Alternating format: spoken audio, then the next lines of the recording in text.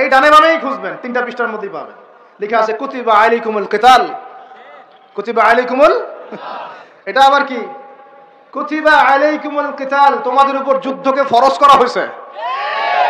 কি ফরজ করা হয়েছে?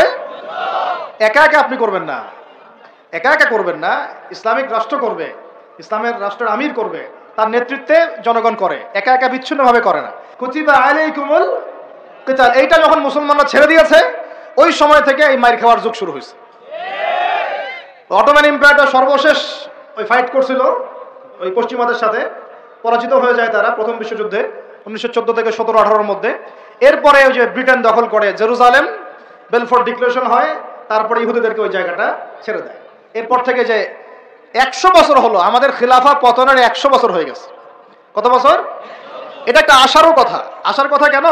প্রত্যেক 100 বছর পর পর আল্লাহ পাক পরিবর্তন নিয়ে আসেন, এটা ইতিহাস ঘাটলে পাবেন। 100 বছর পর পর আল্লাহ রাব্বুল আলামিন বড় বড় পরিবর্তন পৃথিবীতে নিয়ে আসেন। যেহেতু খিলাফা পতনের 100 বছর হয়ে গেছে, আশা করা যায় সামনে কিছু ভালো কিছুই হবে ইনশাআল্লাহ। ওই অটোম্যানদেরকে 1917 সালে 14 থেকে 17-র মধ্যে পরাজিত করে বাইতুল মুকাদ্দাস, যেখানে দেখতেছেন অক্টোবর থেকে এই পর্যন্ত মনে হয় 40,000 ছাড়াই গেছে, প্রাণহানি ছাড়া যায় না। বেশিরভাগই নারী আর শিশু, বেশিরভাগই কি?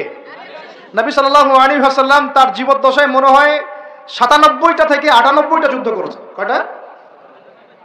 এটা তো জানেন না। আমরা শুধু জানি নবী সাল্লাল্লাহু আলাইহি ওয়াসাল্লাম মিষ্টি পছন্দ করতেন, মিসওয়াক করতেন, তারপরে ডান কাঁধে শুইতেন, হ্যাঁ, সাদা জামা পছন্দ করতেন, দাড়ি রাখতেন, এইগুলো আমরা জানি মাশাআল্লাহ।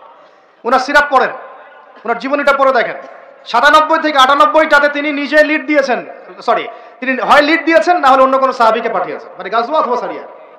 এখন এই 100টার মতো যুদ্ধে আপনি দেখবেন না কোনো নারীকে হত্যা করা হয়েছে বা কোনো শিশুকে হত্যা করা হয়েছে, আপনি খুঁজে পাবেন না। একটা ইতিহাস দেখাতে পারবেন না যে মুসলমানদের হাতে কোনো শিশুকে হত্যা করা হয়েছে বা কোনো নারীকে হত্যা করা হয়েছে, আঘাত করা হয়েছে।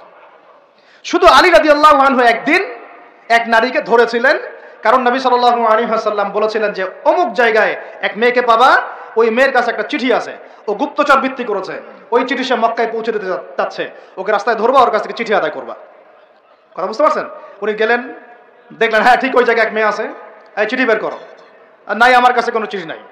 তিনি বলছেন যদি চিঠি বের না করো তাহলে কিন্তু প্রয়োজনে একদম সব সার্চ করে চিঠি বের করবো কিন্তু।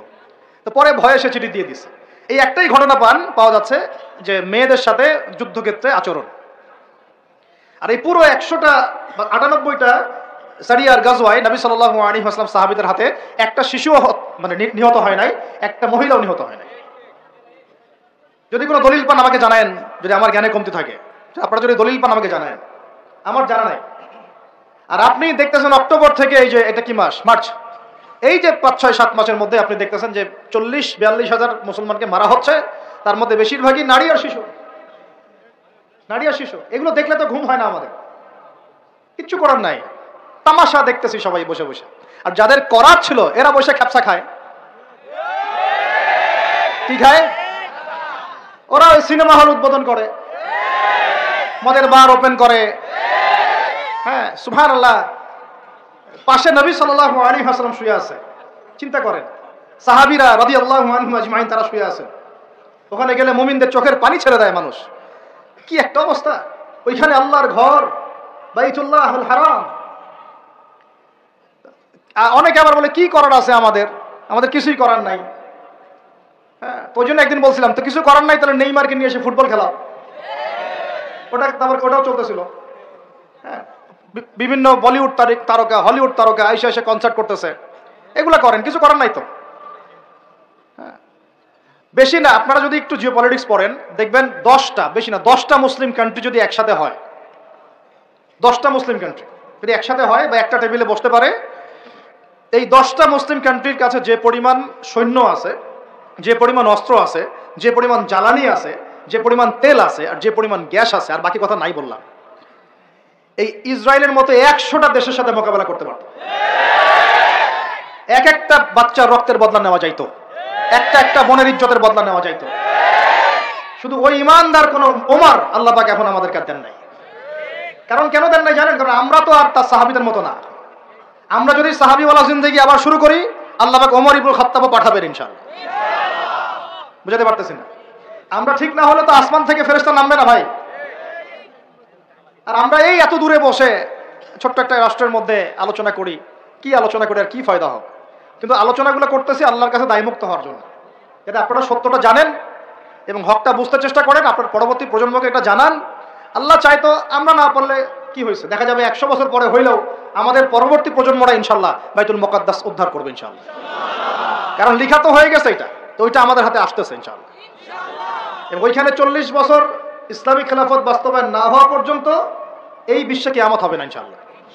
কত বছর? কে করবে? ঈসা আলাইহিস সালাম। কে করবে?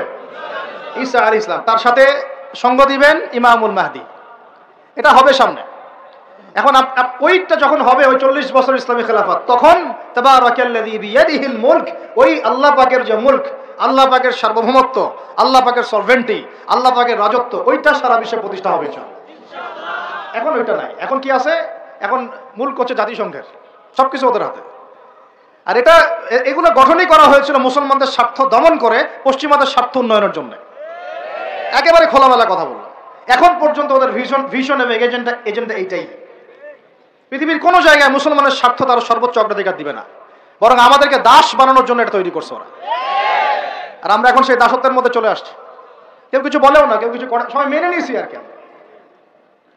আলোচনা করে লাভ নাই। আপনারা প্রত্যেকটা ঘরে ঘরে একটা করে আইয়ুবের জন্ম দেন, আলোচনা করে লাভ নাই। এত প্রত্যেকটা মা বোনকে বলবো, একটা করে বাচ্চা দেন আমাদেরকে আইয়ুবের মতো, একটা করে বাচ্চা দেন তারেক বিন জিয়াদের মতো, একটা করে বাচ্চা দেন আমাদেরকে বিন কাসিমের মতো। ইনশাল্লাহ আজ না হোক 100 বছর পরে হলেও ইনশাল্লাহ বিশ্বের শাসন ক্ষমতা আমাদের হাতে আসবে ইনশাল্লাহ।